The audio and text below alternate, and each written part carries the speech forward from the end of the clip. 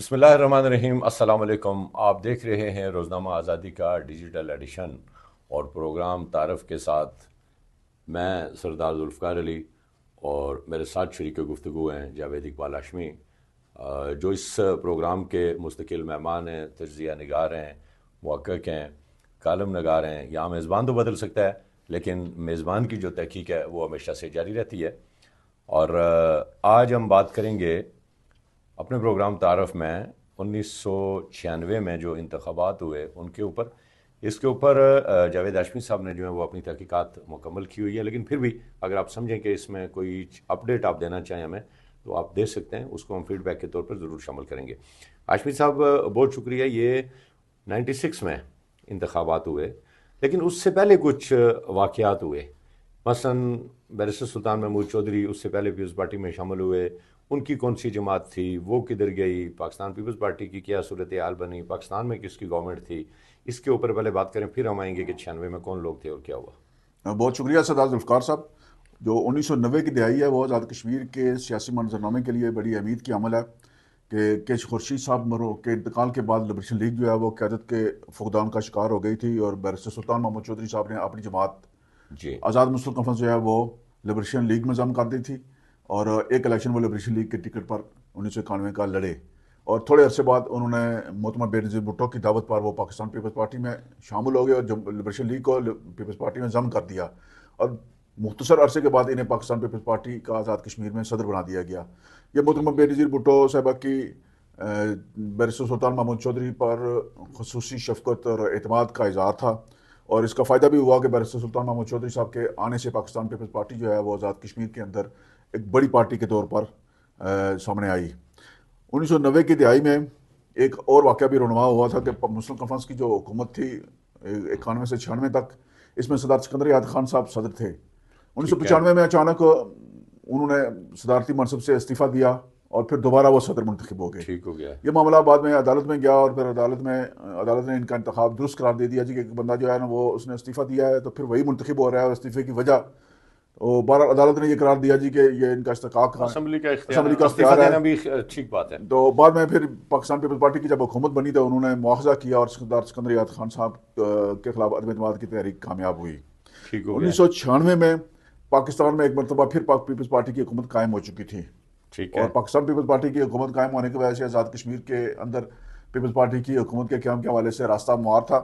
1996 کے عام انتخابات میں جو انتخابی مہم ہے بڑے زوروں پر شروع نہیں ہوئی۔ ہاشمی صاحب دیکھیں، اس میں بڑی خاص بات ہے۔ آپ نے مجھے کہا کہ 96 میں پھر پیپلز پارٹی کی حکومت قائم ہو چکی تھی، 90 میں بھی قائم ہوئی، پھر بیچ میں یہ کہیں وہی تو نہیں 58(2)B کے تحت اسمبلیاں ٹوٹتی تھیں اور پہلے بینظیر بھٹو کی توڑ دی گئی، اور پھر یہ قائم کیسے ہوئی، ختم کیسے ہوئی، کس کی ختم پاکستان میں ہوئی؟ جو ہے نا وہ ایک آئینی ترمیم کر کے ایک اختیار دیا گیا تھا صدر صاحب کو، صدر پاکستان کو، جی کہ وہ جب مناسب سمجھے، جب حکومت آئین کے مطابق نہ چل رہی ہو تو وہ 58(2)B استعمال کر کے اسمبلی تحلیل کر سکتے ٹھیک تھے۔ ہو گیا۔ اور یہ جو ہے نا نواز شریف صاحب کی حکومت بھی ختم ہوئی، پہلے بینظیر بھٹو کے خلاف یہ چلی تلوار 1991-92 میں، اور پھر ٹھیک ہے، اس کے بعد جو ہے نا نواز شریف صاحب کی حکومت آئی تو ان کے خلاف یہی فارمولہ استعمال ہوا، پھر اچھا اچھا بینظیر بھٹو اچھا، صاحبہ کی حکومت قائم ہوئی اور ان کے خلاف پھر یہی معاملہ استعمال ہوا۔ ٹھیک ہو گیا۔ تو یعنی 96 میں وہاں پیپلز پارٹی کی گورنمنٹ تھی جی، اور آزاد کشمیر میں عام انتخابات ہوئے۔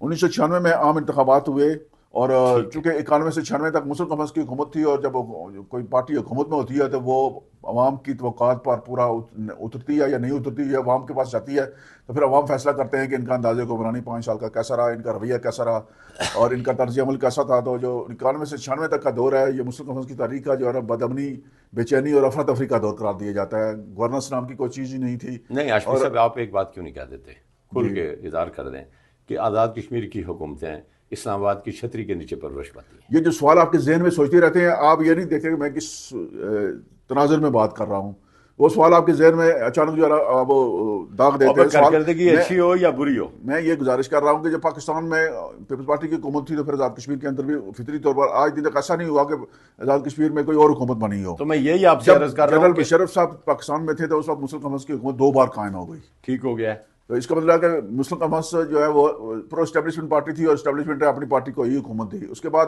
سیاسی عمل جب پاکستان میں بحال ہوا تو سیاسی حکومتیں بننا شروع ہوئی. تو ادھر بھی 2011 میں پیپلز پارٹی کی حکومت قائم ہو گئی، 2016 میں مسلم لیگ نون کی حکومت قائم ہو گئی، اور 2021 میں تحریک انصاف کی حکومت قائم ہو گئی.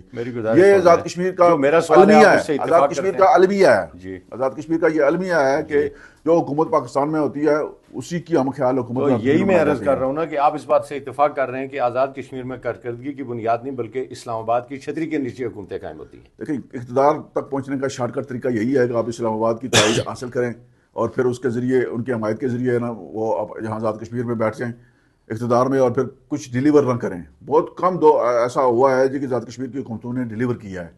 یہ جو 91 سے 96 تک کی جو حکومت ہے، یہ چونکہ پاکستان میں ہم خیال حکومت تھی تو اس نے پھر آزاد کشمیر کے اندر جو ہے وہ توجہ ہی نہیں دی. جب بینظیر بھٹو کی حکومت قائم ہوئی دوسری حکومت، تو آزاد کشمیر میں مسلم کانفرنس کی حکومت تھی اور سردار قیوم صاحب کا روب دبدبا تھا، اور محترمہ بینظیر بھٹو صاحبہ چونکہ روادار اور وزادار قسم کی سیاسی شخصیت تھی اور انہوں نے آزاد کشمیر کو چھیڑا نہیں.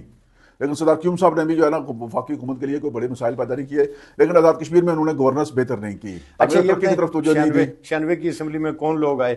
پھر ہم آپ سے پوچھتے ہیں 1996 میں پاکستان پیپلز پارٹی آزاد کشمیر کی صدارت بیرسٹر سلطان محمود چودھری صاحب کے پاس تھی، اور ان کی زیر قیادت انتخابی مہم چلی، اور 1996 میں پاکستان پیپلز پارٹی بھاری اکثریت سے کامیاب ہو گئی تھی. ٹھیک ہو گیا. اور 1996 میں جب حکومت بنانے کا وہ مرحلہ آیا تو محترمہ بینظیر بھٹو کا فیصلہ بیرسٹر سلطان محمود چودھری صاحب کے حق میں تھا، جس پر پارٹی کے اندر بڑی لیدے ہوئی، اور ممتاز حسین راٹھور جو ہے وہ بڑے سینئر آدمی تھے، انہوں نے اس فیصلے کو بمشکل قبول کیا، اور پھر راٹھور صاحب کو آپ کو پتا ہے کہ اسپیکر بنا دیا گیا تھا قانون ساز اسمبلی کا. اور بس اسپیکر جو ہے نا وہ اپنی حکومت کے خلاف سازشوں میں مصروف رہے، اور انہوں نے عدم اعتماد کی تحریک بھی پیش کر دی جو کامیاب نہیں ہو سکی، اور پھر راٹھور صاحب کو خود جانا پڑا اسپیکرشپ کے عہدے سے. اور پھر چودھری عبد المجید صاحب جو ہیں جو ان کے دست راست تھے تحریک پیش کر رہے ہوئے، جو دست راست تھے بیرسٹر سلطان محمود چودھری صاحب کے خلاف، وہ سب سے بڑے بینیفیشری بن کر سامنے آئے کہ انہیں اسپیکر آزاد کشمیر قانون ساز اسمبلی بنا دیا گیا. یہ 1996 سے 2001 تک پاکستان میں جو ہے نا وہ 3 حکومتیں تبدیل ہوئیں. تھوڑے عرصے بعد 1996 میں تھوڑے عرصے بعد جو ہے نا محترمہ بینظیر کی حکومت ختم ہو گئی تھی، اور اس کے بعد وہاں نواز شریف صاحب آ گئے، اور پھر 1999 میں پاکستان میں مارشل لا آ گیا. یہ 3 حکومتیں بیرسٹر سلطان محمود چودھری صاحب نے نپٹائیں اور بڑے اچھے طریقے سے گزاری. آپ نے کہا تھا نا کہ اسکندر یاد خان کو ہٹا دیا گیا، تو صدر کس کو بنایا گیا؟ غازی ملت سردار محمد ابراہیم خان صاحب کو جو ہے نا وہ ان کی پرانی خدمات، ان کی جو پرانی خدمات ہیں، بانی صدر تھے غازی ملت سردار ابراہیم خان، اور جب پاکستان پیپلز پارٹی بنی تو وہ اس کا حصہ تھے 75 میں. تو 1990 میں وزارت عظمیٰ پر ان کا حق تھا، لیکن انہیں نہیں بنایا گیا تھا، اور وہ حکومت نہیں چل سکی تھی. 2 مہینے کے اندر وہ حکومت ختم ہو گئی تھی، اور اس کا ازالہ کیا محترمہ بینظیر بھٹو صاحب نے. حالانکہ سردار ابراہیم صاحب جو ہے نا وہ پیپلز پارٹی چھوڑ چکے تھے اور اپنی پارٹی بنا چکے تھے. جموں کشمیر پیپلز پارٹی انہوں نے 1990 میں قائم کر دی تھی، اور جب ان کو صدر آزاد کشمیر بنا دیا گیا تو یہ ایک توازن قائم ہو گیا آزاد کشمیر کے اندر. جو ہے نا آپ کو اگر دیکھیں سیاسی طور پر تو علاقائی اور قبیلائی توازن جو ہے نا آزاد کشمیر کے اندر سیاسی استحکام کے لیے بنیاد ہے. یہ جو 1996 میں حکومت بنی، اس میں بیرسٹر سلطان محمود چودھری صاحب جاٹ قبیلے سے تھے، اور یہ میرپور ڈویژن سے تھے، یہ وزیر اعظم بن گئے. اور غازی ملت سردار ابراہیم خان صاحب سدر قبیلے سے تھے، اور یہ پنچ سے تھے، اور یہ جو ہے نا صدر آزاد کشمیر بن گئے. یہ تو ہے نا 2 بڑے ڈویژن جو ہے نا اس طرح کور ہو گیا. اسپیکر اسمبلی کے لیے پہلے راٹھور صاحب تھے، وہ پنچ ڈویژن سے تھے، اور پھر چودھری مجید صاحب ان کے مظفر آباد میں اچھی وزارتیں دی گئی تھیں اس دور میں. 1996 میں لوکل گورنمنٹ کی وزارت مظفر آباد میں تھی، خوراک کی وزارت ادھر تھی، جنگلات کی وزارت بھی ادھر تھی. ہمیشہ سے یہ رہا ہے کہ بڑی وزارتیں جو ہے نا وہ مظفر آباد ڈویژن میں رہی ہیں. PWD کی وزارت کبھی مظفر آباد سے باہر نہیں گئی، جب باہر گئی تو وہ حکومت چل نہیں سکی. یہی صورت حال ہے کہ جنگلات کی وزارت جب مظفر آباد سے باہر گئی تو وہ نہیں چل سکی. خوراک کی وزارت بھی جب بھی مظفر آباد سے باہر گئی تو پھر حکومت جو ہے عدم استحکام کا شکار رہی. تو 1996 میں جو لوگ اسمبلی کے اندر آئے تھے، میں ان کی تفصیل آپ کے سامنے رکھتا ہوں. 1996 میں حلقہ 1 ڈڈیال سے چاچا علی محمد صاحب، چودھری چاچا علی محمد صاحب پاکستان پیپلز پارٹی کا ٹکٹ پر کامیاب ہو کر ممبر اسمبلی بنے تھے. حلقہ 2 جو ہے چکسواری سے چودھری عبد المجید صاحب کامیاب ہوئے تھے، اور چودھری عبد المجید صاحب ہے نا اپنی زندگی میں کوئی الیکشن نہیں آ رہے ہیں، یہ تاریخ کی بات ہے. جب انہوں نے چھوڑا 2021 کا الیکشن انہوں نے خود چھوڑا، ان کا بیٹا اس الیکشن میں کامیاب ہوا، لیکن اس سے پہلے جتنے بھی الیکشن چودھری عبد المجید صاحب لڑے وہ اس میں کامیاب ہوئے ہیں. حلقہ 3 جو ہے میرپور شہر، یہاں سے بیرسٹر سلطان محمود چودھری صاحب کامیاب ہوئے تھے. اور حلقہ 4 کھڑی شریف سے چودھری خادم حسین، یہ 2 سیٹیں ان کی خاندانی سیٹیں ہمیشہ سے رہی ہیں. حلقہ 5 برنالہ سے چودھری پرویز اشرف صاحب پیپلز پارٹی کے کامیاب ہوئے تھے. حلقہ 6 جسمانی ہے، یہاں سے چودھری محمد رشید صاحب، یہ بھی بیرسٹر سلطان محمود چودھری صاحب کے ساتھی تھے، یہ پیپلز پارٹی میں آ گئے تھے ان کے ساتھ، یہ کامیاب ہوئے تھے. اور حلقہ 7 سے چودھری طارق فاروق صاحب یہ کامیاب ہوئے تھے مسلم کانفرنس کے ٹکٹ پر.